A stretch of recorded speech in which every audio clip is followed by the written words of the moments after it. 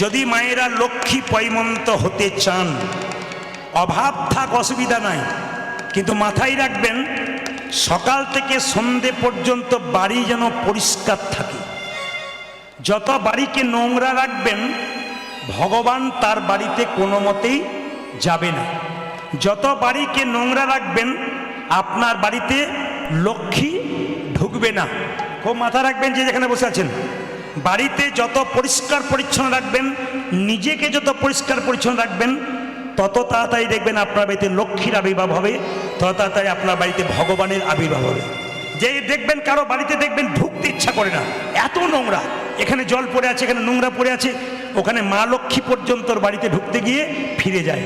বারবার বলবো, প্রথম লক্ষণ হচ্ছে পরিষ্কার পরিচ্ছন্নতা। যত বাড়ি পরিষ্কার পরিচ্ছন্ন, যত হৃদয় পরিষ্কার পরিচ্ছন্ন, যত নিজেকে পরিষ্কার পরিচ্ছন্ন রাখবেন, তত দেখবেন আপনার বাড়িতে কৃষ্ণের কৃপা হয়ে যাবে। মায়েরা, দুরিকা দেবী এবং কৃষ্ণমণ্ডলের বড় অভাব ছিল। একবেলা খেতে পায়, একবেলা খেতে পায় না। কিন্তু আর একটা অভাব ছিল যেটা অনেকের বাড়িতে থাকে, গাড়ি বাড়ি টাকা পয়সা সোনা দানা থাকলে মেয়েদের সুখ হয় না যদি কোনো মেয়ের একটা সন্তান না থাকে। জোরে বলুন হ্যাঁ না না। মেয়েরা দেখবেন মা হতে চায়। অনেক মেয়ে মন্দিরে গিয়ে বলে, ঠাকুর আমি ভিক্ষা করে খাবো তবু আচ্ছা, কিন্তু আমার যে একটা ছেলে বা মেয়ে হয় যেন আমায় মা বলে ডাকতে পারে। আপনারা ভগবানের মন্দিরে প্রণাম করে কি বলছেন? ছেলের চাকরি হোক, মেয়ের বিয়ে হোক, আমি ভালো থাকি। কিন্তু গোবিন্দকে কোনোদিন বলেছেন যে তুমি কেমন আছো? সবচাইতে দুঃখের ব্যাপার কি বলুন তো, রাস্তা দিয়ে পেরিয়ে যাচ্ছেন, বাবা ভোলানাথের মন্দিরে প্রণাম করছেন, বাবাকে বলছেন মেয়ের বিয়ে দাও, ছেলের চাকরি দাও, কিন্তু মন্দির ফেটে বাবার মাথায় জল পড়ছে, এদিকে আমরা কেউ তাকাই না। ভগবান তুমি কেমন আছো এটা বলি না, আমরা খালি বলি আমি ভালো থাকলেই নিতাই গৌর হরি বল। কিন্তু কৃষ্ণমণ্ডল বলল আমি ভগবানের কাছে কিছু চাইতে পারবো না।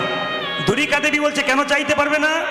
কৃষ্ণমণ্ডল জগৎকে শিক্ষা দিল, যে ভগবানের কাছে চাই সে অল্প পায়, আর যে চাই না এত পাই ভাবতেই পারে না।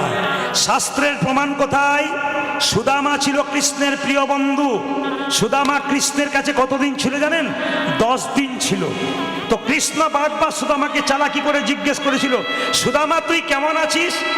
এত অভাব, বাড়ি ফুটে জল পড়ে, নিজের স্ত্রী ছেঁড়া কাপড় পরে থাকে, তবু কৃষ্ণমা বলছে আমি খুব ভালো আছি, আগে যা ছিলাম তোকে দেখে আরো ভালো। কৃষ্ণ মনে মনে ভাবছে একবার চাইবি তো, চাইছিস না তো। কিন্তু সুদামা যখন ফিরে যাচ্ছে, কৃষ্ণ মনে মনে ভাবছে সুদামা রে, তুই যে 10 দিন আমার কাছে রইলি, একবারও নিজের অভাবের কথা বললি না। তবে যে আমাকে অভাবের কথা বলে না, আমার কথা ভাবে, তার জন্য আমি ভেবে বসে আছি। যে যথামাং প্রবুদ্ধন্তে তাংস্ততৈব ভজাম্যহম, যে আমাকে যেমন ভাবে ভালোবাসে রে সুদামা, আমি তাকে তেমন ভাবে ভালোবাসি। তুই একবার বাড়ি ফিরে যা, দেখবি তোর স্ত্রী ভিখারিনী, ছেঁড়া কাপড় পরেছিল, তোর স্ত্রীকে গিয়ে দেখবি রাজ রানী হয়ে গেছে রে। শুধু তাই নয়, তোর যে ভাঙা বাড়িটা ছিল গিয়ে দেখবি বাড়িটা রাজবাড়ি হয়ে গেছে।